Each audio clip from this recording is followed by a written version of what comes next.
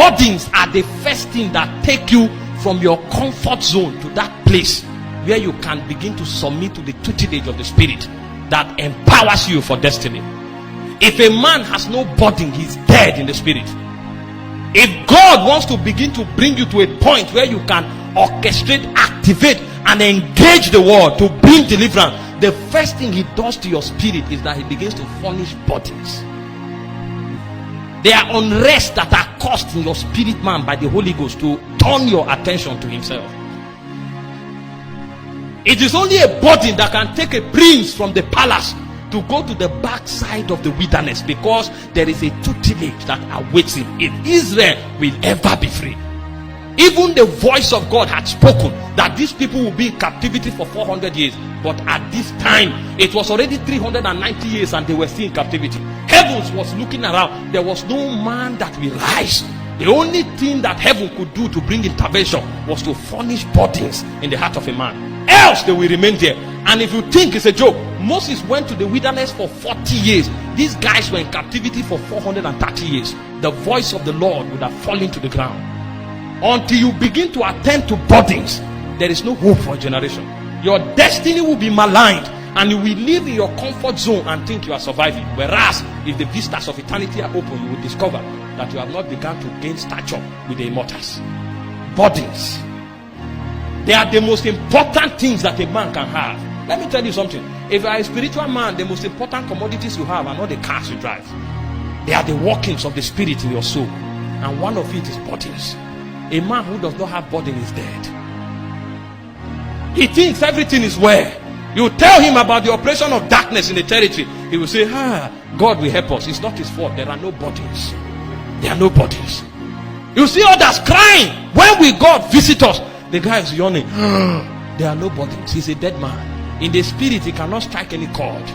And when God wants to walk in the territory, it will be a waste to beckon him. Because no matter what he sees, he will still sleep through the night. He doesn't have burdens. When the destiny of Israel was about to be turned around for good, what heaven did was to create burdens in the heart of Moses.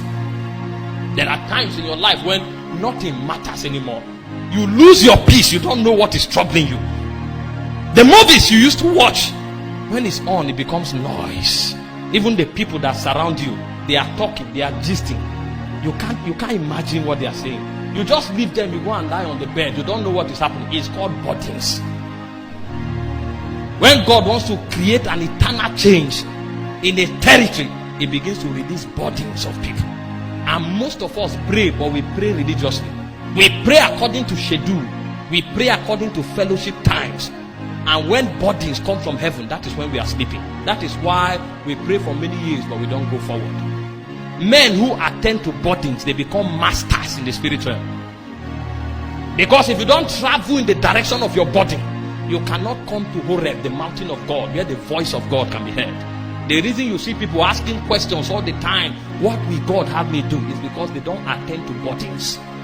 The burdens that the Holy Ghost furnish in your heart is the intervention of heaven for your destiny. But most of the times, people don't attend to burdens. Sometimes a burden can be on a man's heart for 3 months, and he allows it to dissipate. That man is a babe in the things of God. Burdens, they are the things that make men. Great men are not made by doctrines. They are made by burdens. In this kingdom, you want to be great with God, you must follow the organic protocol. The Holy Ghost is the only one that has the compass of your destiny, and he's the only person that will guide you into all truths. If you don't follow the Holy Spirit, you will never amount to anything. And following the Holy Ghost is not in your head, it's in your spirit. He leads you in the path of righteousness for his name's sake, by burdens. That was what made Moses a great and mighty deliverer. He knew the language of burdens. And when you follow burden, a time comes when God leads you to the backsides of the desert. He said he came to Horeb, the mountain of God, and God began to speak to him. Burdens lead you to the place of the voice of God. And when you come to the place of the voice of God, that is where total surrender is required. Because you have come to understand that it's not given to man that walketh to order his steps. That is one of the most difficult college in the school of the Spirit. The most difficult syllables is the syllables of the voice of God. And God, his voice will be scarce until you come to a point where you don't trivialize it. Spirits will only speak to you when they are sure you will obey.